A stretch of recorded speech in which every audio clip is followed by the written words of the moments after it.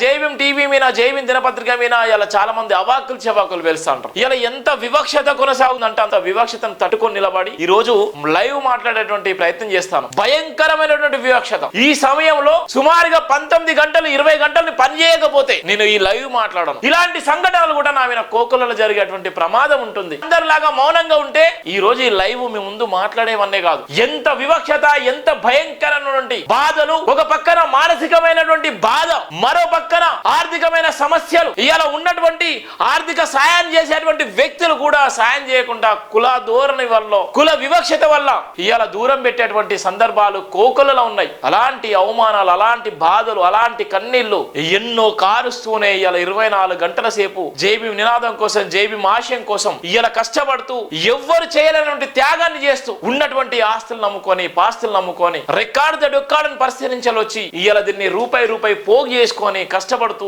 ఈ రోజు ఈ స్థాయికి తీసుకొచ్చిన సందర్భాలు కూడా ఉన్నాయి.